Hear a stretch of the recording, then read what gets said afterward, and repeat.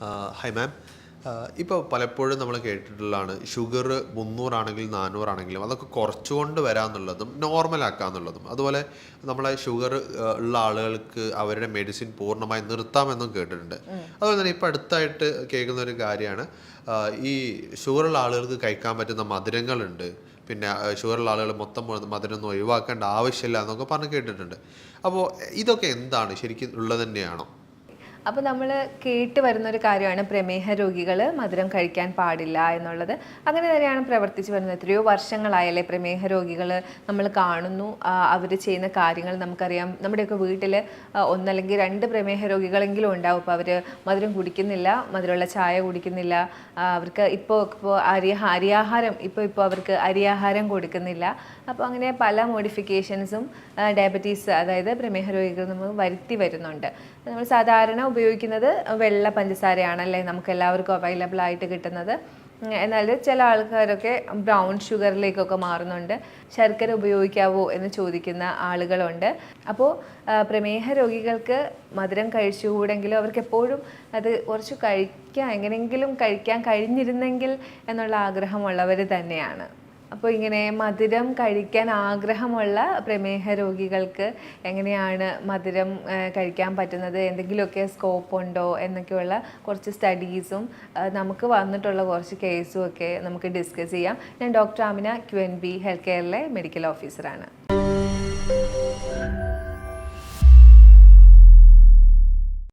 Diabetes എന്ന് പറയുമ്പോൾ നമുക്ക് എല്ലാവർക്കും അറിയാം പ്രമേഹ രോഗികൾക്ക് പഞ്ചസാര ഉപയോഗിക്കാൻ പാടില്ല. പഞ്ചസാര പല രീതിയിൽ വരുന്നുണ്ട്, പലതിൽ നിന്നും പഞ്ചസാര വരുന്നുണ്ട്.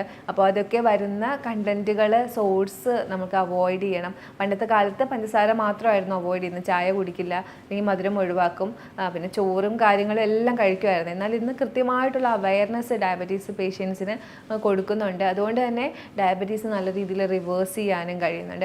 അപ്പോഴാണ് ഈ അടുത്തായിട്ട് സ്റ്റഡീസും ഇതൊക്കെ വരുന്നത്. സ്റ്റീവിയ പോലെയുള്ള സ്വീറ്റ്നേഴ്സ് ഉപയോഗിച്ച് കഴിഞ്ഞാൽ ഷുഗർ പേഷ്യൻസിന് വേറെ കുഴപ്പമൊന്നും വരില്ല, അവർക്ക് മധുരം അറിയുകയും ചെയ്യാം, അവർക്ക് മധുരമുള്ള കാര്യങ്ങളൊക്കെ കഴിക്കാമെന്നുള്ള സ്റ്റഡീസും കാര്യങ്ങളും വരുന്നത്. അപ്പോൾ സ്റ്റീവിയൊക്കെ ഉപയോഗിച്ച് കഴിഞ്ഞാൽ നമുക്ക് കിട്ടുന്ന ഗുണം എന്ന് പറയുന്നത്, ഒന്ന് മധുരം രുചിക്കാം അല്ലേ. പക്ഷേ മധുരം രുചിക്കാൻ പറ്റാത്ത തന്നെ ഒരുപാട് കാർബോഹൈഡ്രേറ്റ് റിച്ച് ആയിട്ടുള്ള ഭക്ഷണങ്ങൾ നമുക്ക് ലൈഫ് സ്റ്റൈലിൽ ഉൾപ്പെടുത്തുന്നവരാണ് നമ്മുടെ കേരളീയർ. അതായത് കപ്പ പോലെയും അരി പോലെയും ഉള്ള പല രീതിയിലുള്ള കാർബോഹൈഡ്രേറ്റ് റിച്ച് ആയിട്ടുള്ള. അപ്പോൾ ഈ സ്റ്റീവിയ ഒന്ന് റീപ്ലേസ് ചെയ്യുന്നത് കൊണ്ട് നമുക്ക് ഒരുപാട് മാറ്റങ്ങൾ വരുന്നില്ല. എന്നാൽ സ്റ്റീവിയെക്കുറിച്ച് ഞാൻ നിങ്ങൾക്ക് പറഞ്ഞുതരാം, അതെന്താണ്, അതെങ്ങനെയാണ് ഉപയോഗിക്കുന്നത് എന്നൊക്കെ.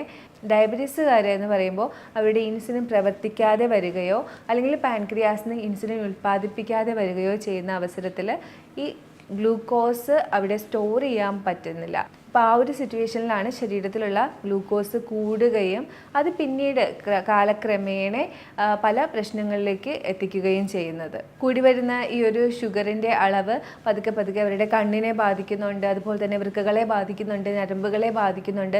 ഇനി മരുന്ന് എടുത്താൽ പോലും ഇത് ബാധിക്കുന്നുണ്ട്. പലരും മരുന്നുകളെയാണ് കുറ്റം പറയുന്നത്, മരുന്നെടുത്ത് എനിക്കിങ്ങനെ വന്നു. പക്ഷെ ഒരിക്കലുമല്ല, മരുന്നുകളെ നമുക്ക് ഒറ്റയ്ക്ക് കുറ്റം പറയാൻ പറ്റില്ല. മരുന്ന് എടുക്കുന്നതിനോട് കൂടി നിങ്ങൾ ചെയ്തു വരുന്ന മിസ്റ്റേക്ക്, അഥവാ നിങ്ങൾ മരുന്നെടുത്തിട്ട് ഞാൻ മരുന്ന് എടുക്കുന്നുണ്ടല്ലോ എന്ന് വിചാരിച്ച് ഒരു കൃത്യതയും ഇല്ലാതെ ഭക്ഷണം കഴിക്കും. കാർബോഹൈഡ്രേറ്റ് കോംപ്ലക്സ് എന്നില്ല, റിഫൈൻഡ് എന്നില്ല, എല്ലാം കഴിക്കും. മധുരമുള്ളത് കഴിക്കും, ചായയിൽ മധുരം ഇട്ട് കഴിക്കും. അങ്ങനെ ഷുഗർ ഒരു കൺട്രോളും ഇല്ലാതെ കൺസ്യൂം ചെയ്തുകൊണ്ട് മരുന്ന് കഴിക്കുന്നവരാണ് മെയിനായിട്ട് ഇത്തരം പ്രശ്നങ്ങൾ എത്രയും വേഗം ഫേസ് ചെയ്യുന്നത്. അതെന്തുകൊണ്ടെന്ന് വെച്ചാൽ, നമ്മൾ ഓരോ ദിവസവും നമ്മൾ മരുന്ന് കഴിക്കുന്നുണ്ടെങ്കിലും അത് കൺട്രോൾ ചെയ്ത് നിർത്തുന്നതിനൊരു പരിധിയുണ്ട്. അപ്പോൾ ആ ഒരു 2 മണിക്കൂർ കഴിഞ്ഞതിന് ശേഷം വീണ്ടും നമ്മൾ കഴിക്കുന്ന ഫുഡിൽ കൂടുതൽ അന്നജം ഉണ്ടെങ്കിൽ അത് ഉറപ്പായിട്ടും ഗ്ലൂക്കോസായി മാറുകയും ഷുഗർ ഹൈക്ക് ഉണ്ടാവുകയും ചെയ്യും. അങ്ങനെ ഒരു ദിവസം ഒരു 1-2 തവണ ഈ ഷുഗർ ഹൈക്ക് വന്നുകൊണ്ടിരുന്നു കഴിഞ്ഞാൽ എന്താ സംഭവിക്കുക? ഉറപ്പായിട്ടും നമ്മുടെ ശരീരഭാഗങ്ങളിലേക്ക് ഈ ഷുഗർ ചെല്ലുകയും ശരീരഭാഗങ്ങൾ ദ്രവിക്കാൻ തുടങ്ങുകയും ചെയ്യും. അതിന് തുടക്കമായിട്ട് കണ്ണിൽ തിമിരത്തിൻ്റെ പ്രശ്നങ്ങളുണ്ടാവുക, കൈകാല് തരിപ്പും ഉണ്ടാവുക, അതുപോലെ തന്നെ കാലക്രമേണ മൂത്ര തടസ്സവും മൂത്രം കൺട്രോൾ ചെയ്യാൻ പറ്റാത്ത അവസ്ഥയും അവസാനം ഡയാലിസിസിൽ വരെ എത്തുന്നുണ്ട്. അപ്പോൾ ഡയബറ്റീസ് ഉള്ളവർ പ്രമേഹ രോഗം വന്നു എന്നുണ്ടെങ്കിൽ ഉറപ്പായിട്ടും നിങ്ങൾ ഇത്തരം കാര്യങ്ങളിൽ എത്താതിരിക്കാനായിട്ട് നല്ല രീതിയിലൊരു ഹെൽത്ത് ഗൈഡൻസ് എടുത്തുകൊണ്ടുള്ള പോർഷൻ കൺട്രോൾ ചെയ്തുകൊണ്ടുള്ളൊരു ഡയറ്റ് തന്നെ നോക്കണം. ഹൈ ഫൈബർ കഴിക്കുക, അതുപോലെ തന്നെ കാർബോഹൈഡ്രേറ്റ് നല്ല രീതിയിൽ കുറയ്ക്കുക. അതിൽ തന്നെ കോംപ്ലക്സ് കാർബോഹൈഡ്രേറ്റ് ആയിട്ടുള്ള ബ്രൗൺ റൈസ്, മില്ലറ്റ്സ്, റാഗി ഒക്കെ റീപ്ലേസ് ചെയ്യുക. ഒരിക്കലും കഴിക്കരുത്, തുടരുത് എന്നൊന്നുമല്ല. ഇടയ്ക്ക് ഞാനൊരു സ്കൂപ്പാണ് എപ്പോഴും റെഫർ ചെയ്യാറുള്ളത്. അപ്പോൾ ഒരു സ്കൂപ്പ് കഴിച്ചത് കൊണ്ട് പ്രശ്നങ്ങളൊന്നുമില്ല. അപ്പം അത് ഇടയ്ക്ക് ഒന്ന് കഴിക്കുകയാണെങ്കിൽ പ്രശ്നമില്ല. ബാക്കിയൊക്കെ ഫൈബറാണ് കൂടുതൽ എടുക്കേണ്ടത്. പ്രോട്ടീൻ എപ്പോഴും ഡയബറ്റീസുകാർ കൂടുതൽ കഴിക്കണം. കാര്യം അവർക്ക് എപ്പോഴും മസിൽ വേസ്റ്റിംഗ് ഉണ്ടാവുന്നുണ്ട്. അപ്പോൾ പ്രോട്ടീൻ റിച്ച് ആയിട്ടുള്ള ഫുഡ് കഴിക്കുന്നത് അത്യാവശ്യമാണ്. അപ്പോൾ കുറച്ച് ചിക്കൻ, ലീൻ മീറ്റുള്ള ചിക്കനൊക്കെ എല്ലാ ദിവസവും ഉൾപ്പെടുത്തി, മുട്ട എവറിഡേ ഉൾപ്പെടുത്തി, ബാക്കിയെല്ലാം നോക്കണം. ബാക്കിയെല്ലാം ക്ലീൻ ആയിട്ടുള്ള ഡയറ്റ് ആയിരിക്കണം. ഉൾപ്പെടുത്തിയാണ് നിങ്ങൾ കഴിക്കുന്നതെങ്കിൽ നല്ലൊരു ഹെൽത്തി ആയിട്ടുള്ള ഒരു ഡയറ്റ് ഷുഗർ കൂടാതെ നിങ്ങൾക്ക് മെയിൻറ്റെയിൻ ചെയ്യാൻ പറ്റും. ഇതെല്ലാം ചേർത്ത് കൺട്രോൾ ചെയ്തിട്ടുള്ള ഒരു പോർഷനാണ് നിങ്ങൾ കഴിക്കുന്നതെങ്കിൽ ഉറപ്പായിട്ടും ഡയബറ്റീസിൻ്റെ റിസ്ക്കും അതുപോലെ തന്നെ ഡയബറ്റീസിന് കഴിക്കേണ്ട മരുന്നും ഒന്നും പിന്നെ നിങ്ങൾക്ക് കഴിക്കേണ്ടി വരില്ല. ഡയബറ്റീസുകാർക്ക് ഈ മസിൽ വേസ്റ്റിംഗ് ഉണ്ടാവുന്നത് കൊണ്ട് തന്നെ അവരെപ്പോഴും നല്ലൊരു വർക്കൗട്ട്, അത് ഹൈ ഇൻറ്റൻസിറ്റി ഇൻ്റർവെൽ എക്സസൈസുകൾ തന്നെ ചെയ്യുന്നത് വളരെ അത്യാവശ്യമാണ്. ഒരു 20 മിനിറ്റൊക്കെ വരുന്ന പുഷപ്പ്, ക്രഞ്ചസ്, അങ്ങനെ ബർപ്പീസൊക്കെ വരുന്ന, വാക്കിംഗ്, ചാടുന്നത് ഒക്കെ വരുന്ന ഒരു 20 മിനിറ്റ് വർക്കൗട്ടാണ്. നിങ്ങളത് നോക്കിയാൽ മനസ്സിലാവും. അപ്പോൾ അത്തരത്തിലുള്ള വർക്കൗട്ട് എല്ലാ ദിവസവും ചെയ്യുന്നത് ഹെൽപ്പ് ചെയ്യും. ബ്രിസ്ക് വാക്ക് വളരെ നല്ലതാണ്. നൈറ്റ് ടൈമിലൊക്കെ ഒന്ന് നടന്നിട്ട് ഉറങ്ങുന്നത് നല്ലതാണ്. സ്റ്റെപ്പ് കയറുന്നത് ഡയബറ്റീസുകാർക്ക് വളരെ നല്ലതാണ്. ഡയബറ്റീസുകാർ കഴിക്കേണ്ട ബ്രേക്ക്ഫാസ്റ്റും ഡിന്നറും ഒക്കെ ഞാൻ ഓൾറെഡി ഡിസ്കസ് ചെയ്തിട്ടുള്ളതാണ്. എന്നാലും ഇതിനകത്ത് ഞാൻ ഒന്നുകൂടി പറഞ്ഞതേ ഉള്ളൂ. അപ്പോൾ അതൊക്കെ കൃത്യമായിട്ട് ഫുഡിൻ്റെ കാര്യം പോർഷൻ കൺട്രോൾ ചെയ്ത് കഴിക്കാനായിട്ട് എല്ലാവരും ശ്രദ്ധിക്കണം. ഇനി നമുക്ക് പറയാനുള്ളത് ഷുഗറിൻ്റെ കാര്യമാണ്. അപ്പോൾ ഷുഗർ എടുക്കുന്നത് പ്രശ്നമുണ്ടോ, അപ്പോൾ അങ്ങനെ ഉള്ള ഷുഗറുകൾ ഇപ്പോൾ അവൈലബിൾ ആണ്, അതൊക്കെ എടുക്കാവോ എന്ന് പല പേഷ്യൻസും ചോദിച്ചു വരുന്നുണ്ട്. അപ്പോൾ ഇന്ന് അവൈലബിൾ ആയിട്ടുള്ള കുറേ ഷുഗറിനെ കുറിച്ചൊക്കെ ഞാൻ സ്റ്റഡീസ് നടത്തിയിട്ടുണ്ട്. അപ്പോൾ എപ്പോഴും ഗ്ലൈസീമിക് ഇൻഡെക്സ് എന്ന് പറഞ്ഞാൽ ഷുഗർ ബ്ലഡിലേക്ക് എത്ര സമയത്തിൽ എടുക്കും, അത് എത്ര പെർസെൻറ്റേജ് എടുക്കും എന്നുള്ളൊരു കണക്കാണ് ഗ്ലൈസീമിക് ഇൻഡെക്സ് എന്ന് പറയുന്നത്. അത് ഏറ്റവും കുറവായിട്ട് കാണുന്നത് അഗേവ് സിറപ്പ് എന്ന് പറയുന്ന ഒരു സിറപ്പാണ്. അപ്പോൾ അത് നമുക്ക് വിപണിയിൽ അവൈലബിൾ ആണെന്ന് ഞാൻ നോക്കി. എല്ലാത്തിനും റേറ്റൊക്കെ കുറച്ച് കൂടുതൽ തന്നെയായിരിക്കും. സാധാരണക്കാർക്ക് എപ്പോഴും പഞ്ചസാര തന്നെയായിരിക്കും അഫോർഡ് ചെയ്യാനായിട്ട് എളുപ്പമുള്ളത്. അഗേവ് സിറപ്പിൽ 10 മുതൽ 11% ഗ്ലൈസീമിക് ഇൻഡെക്സ് വരുന്നുള്ളൂ. അപ്പോൾ ഇത് നമ്മുടെ നോർമൽ കെയിൻ ഷുഗറിൽ വരുന്നത് 60% ഒക്കെയാണ്. ഗ്ലൂക്കോസിൽ വരുന്നത് 100% ആണ് ഗ്ലൈസീമിക് ഇൻഡെക്സ്. ഇത് കുറഞ്ഞിരിക്കണം, അതാണ് നമ്മൾ നോക്കേണ്ടത്. അത് ഏറ്റവും കുറവ് വരുന്ന അഗേവ് സിറപ്പിലാണ്. ഇത് ലിക്വിഡ് ഫോമിലൊക്കെ ആയിരിക്കും വരുന്നത്. ലിക്വിഡ് ഫോമാണ്. അപ്പോൾ ഇത് തിളപ്പിക്കാൻ പാടില്ല, അത് സ്പോയിലായി പോവും. നിങ്ങൾക്ക് വെള്ളത്തിലും ചായയിലും ഒക്കെ ഒരു ഡ്രോപ്പ് യൂസ് ചെയ്ത് കഴിഞ്ഞാൽ മതി. അതുപോലെ തന്നെയാണ് മേപ്പിൾ സിറപ്പിലൊക്കെ പക്ഷേ 30 to 56 വരുന്നുണ്ട്. എന്നാലും ഒരുപാട് ആളുകൾ യൂസ് ചെയ്യുന്നതാണ്. പിന്നെ കോക്കനട്ട് ഷുഗർ വരുന്നുണ്ട്. അതല്ലാതെ വരുന്നത് കെയിൻ ഷുഗറിന് 56 to 60 ഒക്കെയാണ് വരുന്നത്. ഡേറ്റ് സിറപ്പിൽ 30 മുതൽ 60 വരെയാണ് വരുന്നത്. കുറഞ്ഞ ലെവലിലുള്ള ഗ്ലൈസീമിക് ഇൻഡെക്സ് ഉള്ള ഡേറ്റ് സിറപ്പും വരുന്നുണ്ട്. അതൊക്കെ നിങ്ങൾ ലേബലിൽ നോക്കി വേണം എടുക്കാൻ. അപ്പോൾ ഈ പറഞ്ഞ ഷുഗറൊക്കെ ഓൾമോസ്റ്റ് നമ്മുടെ നാച്ചുറൽ ഷുഗറിനും പ്രോസസ്ഡ് ഷുഗറിനും, അതായത് ആഡഡ് ഷുഗറിനും നാച്ചുറൽ ഷുഗറിനും ഇടയിൽ വരുന്ന രീതിയിലുള്ള മധുരങ്ങളാണ് ഈ പറഞ്ഞ മധുരങ്ങളൊക്കെ. അപ്പോൾ ഇത് ഒക്കെ ആഡ് ചെയ്യുന്നത് കൊണ്ട് ഇങ്ങനെയാണ് ഗ്ലൈസീമിക് ഇൻഡെക്സ് വരുന്നത്. ഇനി പറയാനുള്ളത് സ്വീറ്റ്നേഴ്സിനെ കുറിച്ചാണ്. ന്യൂട്രീഷൻ ഒന്നുമില്ലാത്ത സ്വീറ്റ്നസ്, അത് നമുക്ക് ജസ്റ്റ് സ്വീറ്റ് ടേസ്റ്റ് മാത്രമേ ഫീൽ ചെയ്യുള്ളൂ. അതാണ് സ്റ്റീവിയ, അല്ലെങ്കിൽ അതുപോലെ വരുന്ന സുക്രലോസ് എന്നൊക്കെ പറഞ്ഞിട്ട് വരുന്ന സ്വീറ്റ്നേഴ്സ്. അപ്പോൾ അതിൽ കൂടുതലായിട്ട് നമ്മൾ കേട്ടിട്ടുള്ളത് സ്റ്റീവിയ ആണ്. അപ്പോൾ ഇത് സാഷറ്റ്സോ ഡ്രോപ്സോ ഒക്കെയാണ് വരുന്നത്. ഇത് സ്റ്റീവിയ സാഷറ്റ്സ് ആണ് വരുന്നത്. ഇതും ഈ പറഞ്ഞതുപോലെ 75 ടാബ്സ് വരെ ഉപയോഗിക്കാം ഒരു ദിവസം എന്നാണ് അമേരിക്കൻ സ്റ്റഡീസ് പറയുന്നത്. അതിൽ ഹാഫ് സാഷറ്റ്സ് ഒക്കെ തന്നെ മതിയാവും ഒരാൾക്ക് ഉപയോഗിക്കാനായിട്ട്, മധുരം കിട്ടാനായിട്ട്. എന്നാൽ ഇത് നമുക്ക് പഞ്ചസാര പോലെ നമുക്ക് പായസത്തിലോ അല്ലെങ്കിൽ സ്വീറ്റ് ഉണ്ടാക്കാനോ ഒന്നും ഉപയോഗിക്കാൻ പറ്റില്ല. ജസ്റ്റ് ലിക്വിഡിലൊക്കെ യൂസ് ചെയ്യാൻ മാത്രമേ പറ്റുള്ളൂ.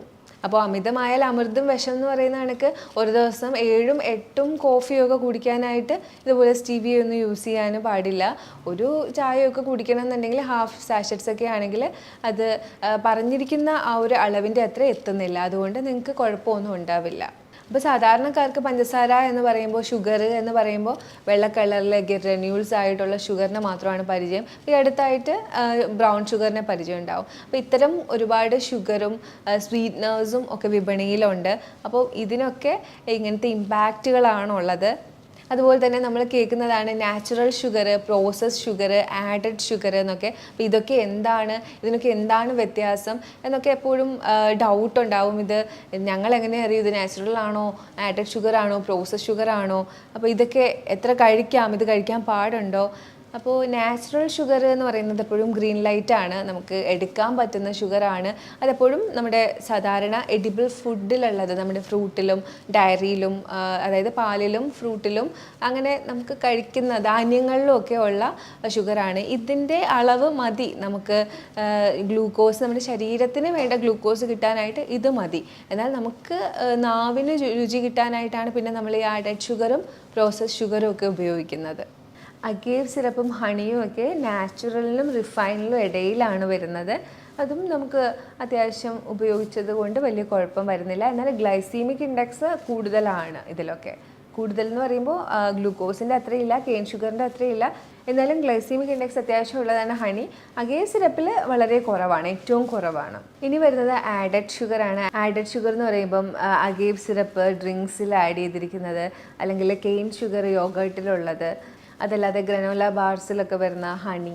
അപ്പോൾ ഇതൊക്കെയാണ് ആഡഡ് ഷുഗർ എന്ന് പറയുന്നത്. ആഡഡ് ഷുഗർ എപ്പോഴും സൂക്ഷിച്ച് വേണം എടുക്കാനായിട്ട്, ലേബലൊക്കെ നോക്കിയതിന് ശേഷം. കാര്യം സ്ത്രീകൾക്കത് 25%ഉം പുരുഷന്മാർക്ക് 37% ഉള്ളിൽ എത്താൻ പാടുള്ളൂ.